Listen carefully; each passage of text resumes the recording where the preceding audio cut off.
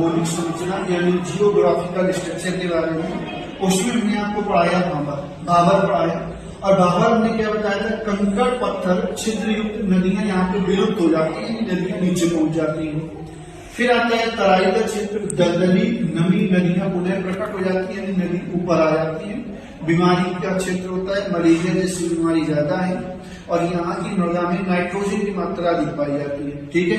फिर आता है आपका बांगर है, पुरानी जलोढ़ मृदा है, कम उपजाऊ है, कंकड़ युक्त है, आपको यहाँ पे दिखाई देगा। वो खादर, सबसे उपजाऊ जो मृदा होती है वो खादर मृदा होती है।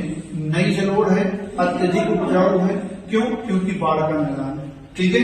और यहाँ पे जो मृदा पाई जाती है वो जलोढ़ मृदा पाई जाती है। और जलोढ़ मृदा के बारे में मैंने आपको बताया है कि जो बाढ़ के साथ बहकर आई हुई मृदा होती है उसको हम लोग जलोढ़ मृदा कहते हैं।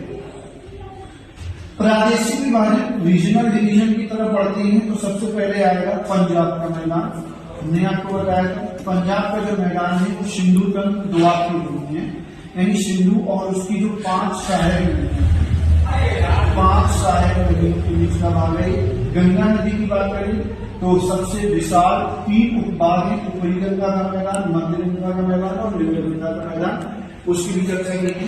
ऊपरी गंगा का मैदान पश्चिमी उत्तर प्रदेश और दिल्ली में है, मध्य गंगा का मैदान पूर्वी उत्तर प्रदेश और बिहार में है और निम्न गंगा का मैदान आपका बिहार और बंगाल के बीच में। राजस्थान का जो मैदान है महेश्वरी है, लूनी नदी प्रमुख है, खाली झीलें पाई जाती हैं जैसे सांभर है। और ये जो मैदान है ये अरावली के पश्चिम में स्थित है, अरावली के पश्चिम में स्थित है, ये भी आपने है।